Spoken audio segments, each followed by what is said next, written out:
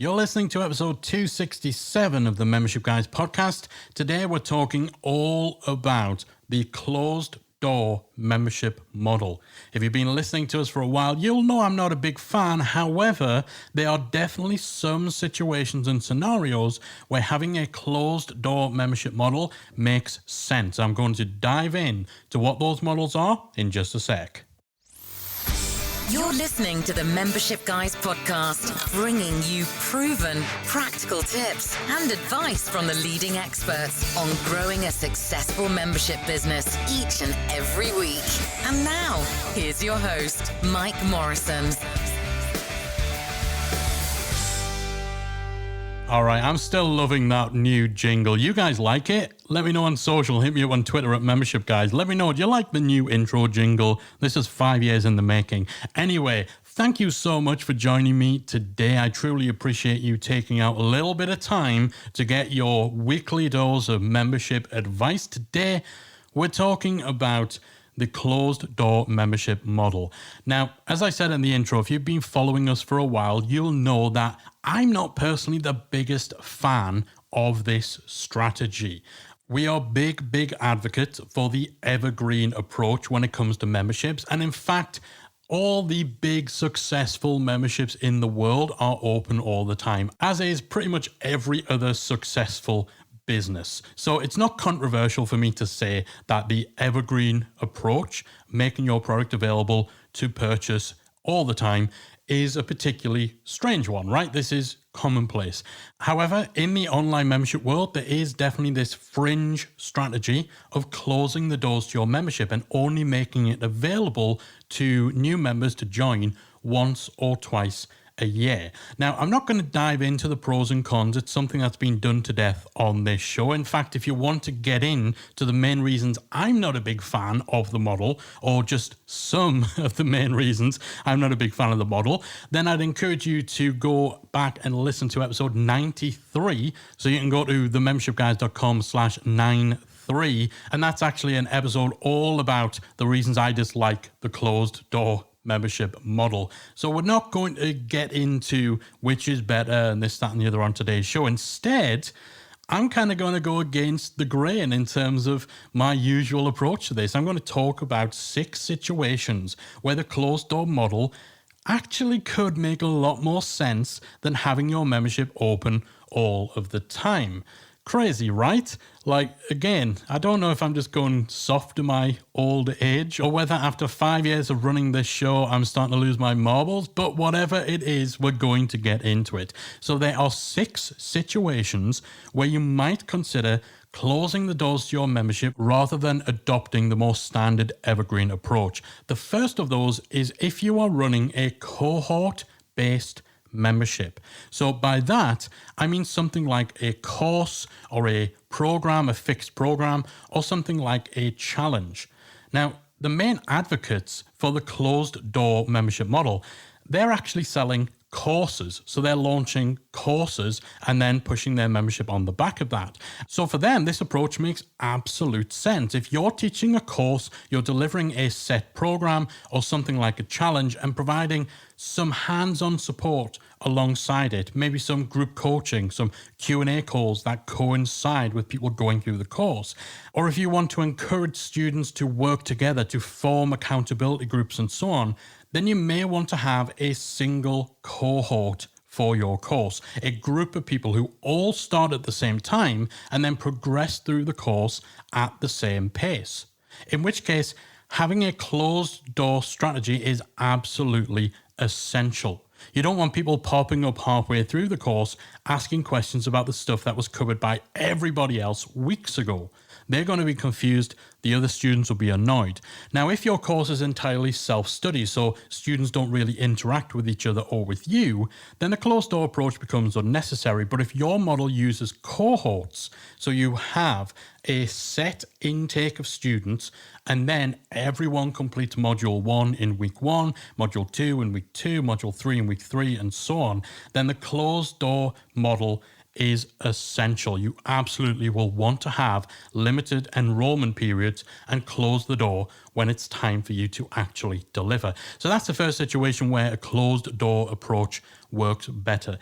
The second is with something like a private mastermind. So with a mastermind group, whether it's a single high ticket, high price mastermind, or maybe it's a membership that consists of multiple mastermind groups. So people come in and then you split them off into a dozen or so groups. Then you don't really want to have continuous member turnover, because the effectiveness of mastermind groups requires its participants to be as consistent as possible.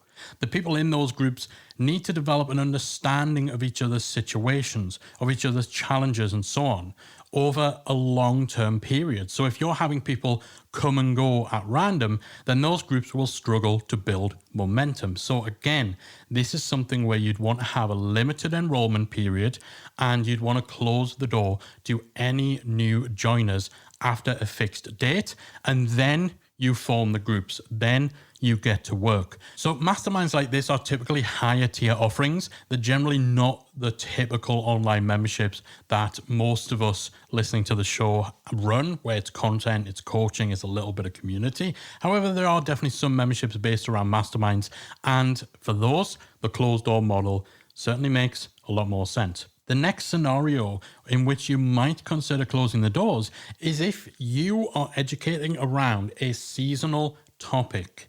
So it might be something like education or teaching. If you have a membership that's designed to run alongside the school year, so perhaps you're providing additional learning materials for people of different ages to assist in certain topics, or maybe you're supporting teachers, where again, it's a little more seasonal. There's a start of the school year, there's an end of the school year, but you probably, in many cases, going to have a bit of a lull when school's out, right? So that's a slightly more seasonal topic. Perhaps you have a membership that's based around college applications, where again, the interest level is going to be extremely high for a limited part of the year, but outside of that, the need kind of subsides. Maybe it's a membership around fantasy football, or perhaps it's a membership for skiing enthusiasts, where again, there's a seasonal element. If you know that the seasonal nature of your topic means that you're likely to have a low intake of members during a certain portion of the year, then you might think about closing the doors for that period so you can focus on other things. You can maybe focus on getting a lot of stuff in place for the next big push, the next big surge of members once that season kicks back in. Now, it's not always going to be necessary. So we mentioned the example of having a membership for teachers. Now, anyone who is in the teaching profession would probably be kind of raging at my suggestion that their work ends at the end of the school year. And of course it doesn't. Most teachers will continue to work throughout the holidays, prepping for the next year and all that sort of stuff. So even though certain memberships within certain topics might have a bit more of a seasonal cutoff, then it's not going to be the case for everyone. So not everyone with a seasonal topic, or a topic that on the surface may seem seasonal, is going to benefit from closing the doors. However, if you've been running your membership for a year or two, or you've been in other memberships or other training programs, and you know that there's a clearly defined period of the year which you would consider off-season, where the demand subsides, where sales drop, then you might very well be better served by just taking sales and marketing out of the equation for that period of the year, using the time to focus on the things that are going to help you make the most out of the next season. So as we said at the beginning of the episode, in most cases, we consider the evergreen approach to be the best approach. However, definitely if you've got something like a seasonal topic, even if everything else about your membership is just like other memberships, the seasonal nature of that topic makes the decision between evergreen and closed door less cut and dry. The next situation where closing the doors makes sense is if you are doing a pilot program that precedes your big launch. So this is essentially where you do a little bit of a test run before your big public launch. It might be a more traditional beta test where you actually take in a small number of members with the express purpose of testing your site out, identifying and fixing any issues, getting some initial feedback that'll help you to polish everything off before your big launch, so that when you're finally ready to open the doors to everyone, you know that you're in great shape and you already have some people in your community to welcome your new members.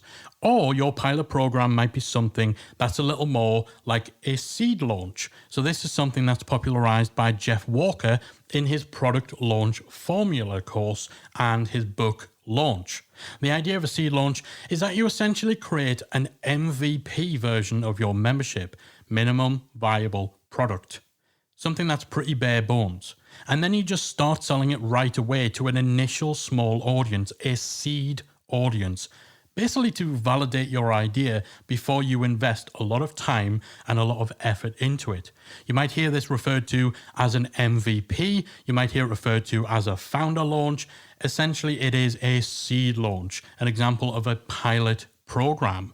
And so whether you're running a pilot program for testing purposes or whether you're running it to get some revenue flowing, to get some people using your site, both of these approaches are perfectly valid situations in which you would close the door, either by setting a deadline for when your initial group will actually need to enroll by, or by capping the number of people who are in your seed group and then closing the doors once you hit that limit. We actually talked more about doing a beta test as your pilot program back in episode 238. So if you head to themembershipguys.com/238, then you can get more insight into that. And in terms of doing kind of an MVP seed launch, our approach is something we like to call the lean live launch. And if you head over to our YouTube channel, that's youtube.com/themembershipguys, then you'll find our video there on the lean live launch strategy, where we dive in to how you can get that sort of pilot program off the ground. Scenario 5, where a closed door strategy might make more sense, is if a membership is a relatively small part of your business. Marketing evergreen memberships is all about consistency, the small things you do day to day, while the closed door strategy involves a ring-fenced period of high intensity activity. If you know you can only concentrate on your membership for a month or two of the year, but the rest of the time other parts of your business will take priority, and if you know that you thrive with that more project-based approach, where you just pour 110% of your attention into just one thing over the space of a month or two, then the closed door model might suit you a little better. Just keep in mind that whichever approach you take, evergreen or closed door, you still need to show up for your existing members. That doesn't change whether your doors are open or closed, though it's maybe even more important for closed door memberships since you're not going to be replacing members who leave you, so you really want to make sure that you keep the ones you have. But if you know that your time that you can actually dedicate to your membership is limited, and as a result, just dedicating 1 month of intense focus on your membership within the year is going to be more manageable, then again, closed door might be better for you than being open all the time. And then the final situation in which a closed door approach might work is a real specific situation that not everyone will find themselves in. And this is where you have a high cost membership and you also have highly influential connections within your industry who have access to the audience you want to reach. Now, I don't think it's really a secret that when you see all these big names promoting the latest $2,000 course or expensive program, it's because they're getting a significant cut of every sale that they generate. Usually it's 50%. $1,000 a sale is a massive incentive, and that's why you tend to have the same 5 or 6 people shilling each other's courses year round. Now, you do mostly see this with courses. However, if you have a high priced membership, maybe you only offer annual plans and they're priced over 4 figures, or if you have a high cost course and then your membership is offered on the back end of that after people have completed the course, after someone's graduated, if that's your model and you also happen to have some great connections with big influencers in your field, then you might consider a closed door strategy. The main reason for this is that those big affiliate pushes that people do for each other's courses and programs tend to work best when it's a concentrated promotion over a set period of time. The type of affiliates that we're talking about aren't likely to just casually plug your offer year round. They want to be able to set aside a specific amount of time where their efforts will be focused on selling your course. Because, as I said, often affiliates at that level, They all promote each other's courses and programs on a cycle throughout the year. If you're on the email list of anyone who sells a $2,000 course or program, you know exactly what I'm talking about, right? Anyway, while I've got a certain amount of distaste for this sort of synchronized syndicate of shilling, mostly because a lot of the time their audience don't realize that those recommendations are purely driven by that huge affiliate commission. So while I've got a bit of distaste towards that, there's no denying that it works. So if you have a high ticket offering or offer your membership on the back of a high priced course, and you happen to have some influential friends who would be happy to be affiliates, and if you're comfortable with that whole strategy, that whole approach, or you're confident that you can pull it off in a non-sleazy manner, then closing the doors absolutely makes sense, because that's going to better fit with the way in which those kind of affiliates run their campaigns to sell your product. All right, so 6 situations where the closed door membership model makes sense. Number 1, a cohort-based membership. Typically, this is a course, a program, or a challenge where you want the same group of people progressing through it in real time. You want to avoid confusion, annoyance, and ensure everyone's on the same track. You're going to have to close the doors for that intake of students. Number 2, masterminds. You don't want a continuous high turnover of members inside a mastermind. Masterminds thrive on consistency over the long term. Number 3, if you have a seasonal topic, if you know that there is an off season for your membership, then closing the doors during that period to help you better prepare for the coming season may actually make more sense than keeping those doors open. Number 4, running a pilot program before your big launch. It's a good way of testing the waters, of ironing out any wrinkles in your strategy, and also seeding your membership with some initial members and, of course, some initial revenue to line your pockets as you're still building out your membership. Number 5, if your membership is a small part of your business and you know you can only give it limited attention, and you are better equipped to just ring fence your efforts, to have a high level of focus on just the membership for just 1 or 2 months of the year, then the closed door model, where you maybe just have 1 or 2 enrollment periods, will probably fit better with other things you've got going on in your business.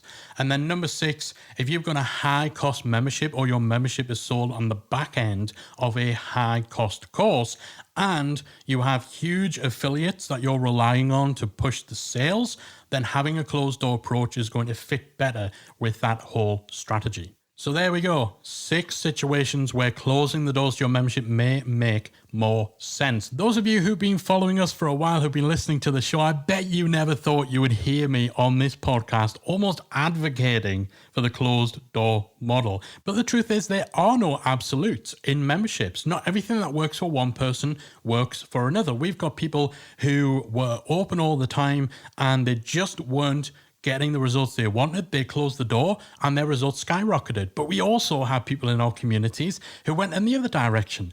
They were opening and closing 2 or 3 times a year, and every time they opened the doors, the results just went down and down. They were having those diminishing returns. They switched to evergreen and the floodgates opened. So as I said, there's no absolutes, there's no one size fits all. And honestly, one of the main reasons that I rail against the closed door model is because the proponents of that strategy continuously bang the drum that this is the only way to do it, or this is the best way to do it. And it's simply not true.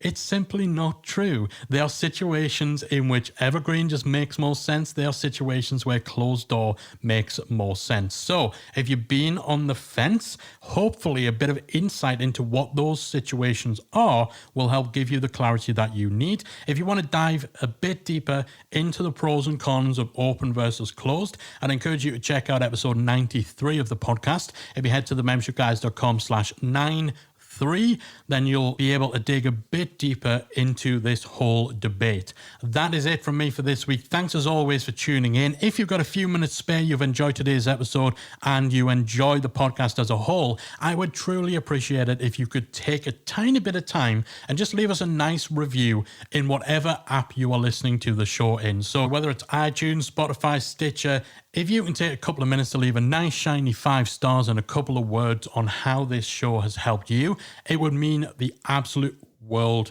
to us, and it'll help us to spread the word and help more people in the online membership space. All right, that is it. I'm going to be back again next week with another episode of the Membership Guys podcast. See you then. If you enjoyed this week's episode of the Membership Guys podcast, we invite you to check out membershipacademy.com. The Membership Academy is the essential resource for anyone at any stage of starting, growing, and running a membership website. Whether you're still trying to figure out what your idea is going to be, or whether your website's already up and running and you're just looking for ways to grow it and attract new members, then the Membership Academy can help you to get to the next level. With our extensive course library, step-by-step membership roadmap, exclusive member-only discount perks and tools, as well as our supportive, active community that will help you along the way with feedback, encouragement, and advice, the Membership Academy is the perfect place to be for anyone looking to start, manage, and grow a successful membership business. Check it out at membershipacademy.com.